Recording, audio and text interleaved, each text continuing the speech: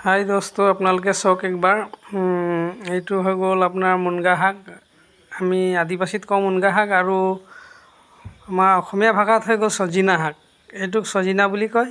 আৰু ছজিনা শাকটো বিশেষ বহুত কামত আহে, আপোনালোকে চবেই জানে। আমাৰ অসমীয়া মানুহ যিমানখিনি আছে চবেই জানেই। কথাটো হ'ল এইটো কৃমি বেমাৰ, কৃমি থাকিলেও এই শাকটো যদি বনাই মেলি খায়, ভাজি মেলি খায় যদি শুকানকৈ, কৃমি বেমাৰো ভাল হৈ যায়। তাৰপিছত আপোনাৰ এইটো এটা কামত খাটে। মই কৈ দিছোঁ আপোনালোকক চুগাৰ বেমাৰ কাৰণে।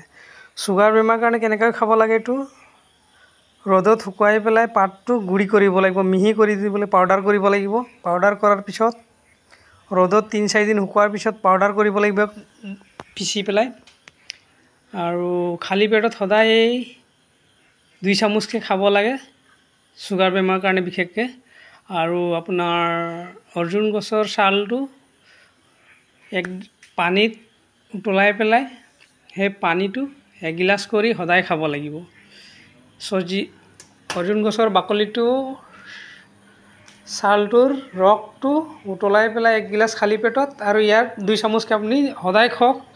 আপোনাৰ চুগাৰ বেমাৰ 1 মাহৰ পিছত খতম হৈ যাব। আপোনালোকে একবাৰ খাই পেলাই চাওক, চোৱাৰ পিছত প্ৰমাণ পাব সঁচা নে মিছা। আপোনালোকে নিশ্চয় গম পাব। আৰু আমাৰ বিশেষকৈ অসমীয়া মানুহবিলাক চবেই জানে এইটো কি কামত খাটে। কৃমি হ'লেও কাম দিয়ে ছজিনা শাকটো। তো আপোনালোকে একবাৰ ট্ৰাই কৰি চাওক। অৰ্জুন গছৰ বাকলিটো আৰু ইয়াৰ ছজিনা শাকৰ পাতটো পাউডাৰ বনাই পেলাই একবাৰ খাই চাওক। খোৱাৰ পিছত পৰিমাণ পাব আপোনালোকে। 1 মাহ খাওক, বেছি নালাগে। সেই ডক্টৰৰ ওচৰত যাব নালাগে, টকা পইচা বেছি ভাঙিব নালাগে।